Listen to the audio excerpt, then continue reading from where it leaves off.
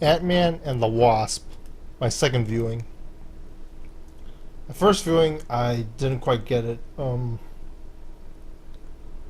And there's still certain things I don't like. People underused, not setting up the characters properly, like Louise, etc. But they do some stuff right. They made the whole goal of the movie simple. The quantum realm, everything revolves around that.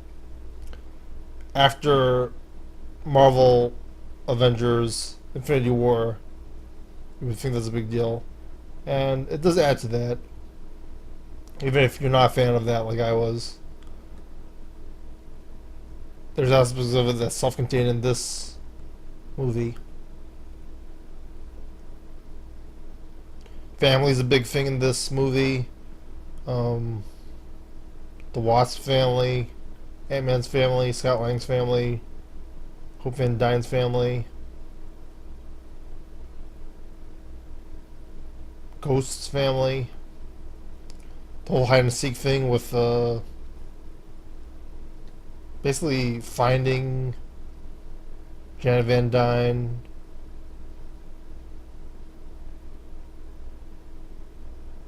Scott Lang trying to not hide. Well, trying to hide and not hide. Sort of actually not hide from the authorities when he was supposed to be under house arrest.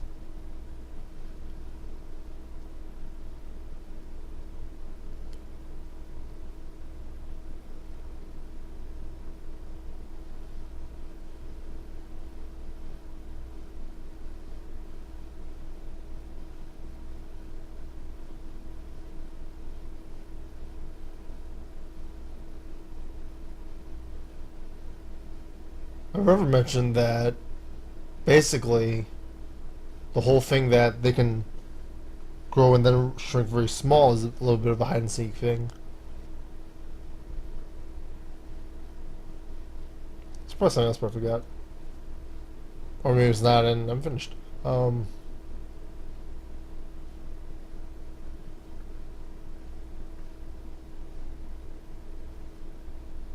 make it pretty clear in the beginning of the movie that they're looking for Janet.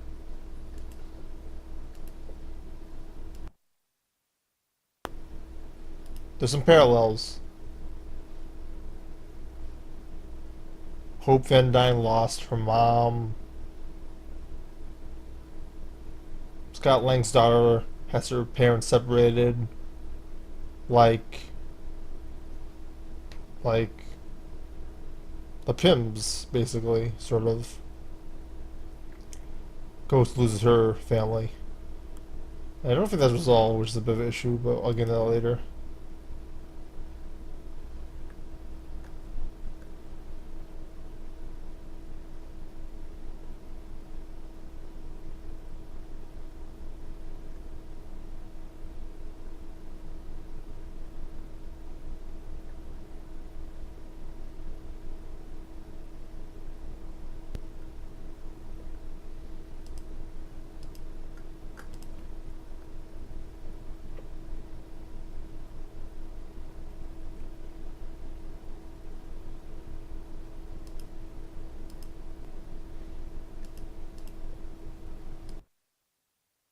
That's basically it for the themes and everything I liked about. There's some interesting writing there, and you couldn't really miss it. If you missed it, like I did my some stuff like in my first viewing, like it totally throws you off in the movie. Some stuff is so doesn't make any sense. Like the character who's just trying to take the technology for money, and well, there's some extraneous characters, and there's like too much going on at the end of the movie, like as of episode one, as mentioned in the Red Media multiplication effect thing, where you have characters that are involved in stuff that you don't really care about because you're not invested in the characters. And the ex-wife is still there, poorly written, lacking in stuff, basically a placeholder. There's not much to do with her. She doesn't have to be in the movie, other than to like pay her, and she has something to do. And I felt like that hurt the movie as well. The cast is too big, and doesn't feel like Infinity War or like Reservoir Dogs. So if they cut some of the cast, it would be better.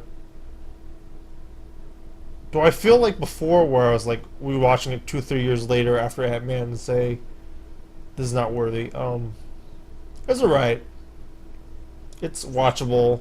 I wouldn't say it's must see, but like enjoyable. It's a good movie, and depends. If you want to watch it, you'll enjoy it. If you don't, you'll watch it on DVD and then you'll enjoy it, or not. It would do very well on Netflix, I think. Weird Thoughts, like I described. Just like it'll do well on Netflix, just like Doctor Strange and other Marvel films I want to trade on Netflix, and Star Wars too. Weird Thoughts, like I described.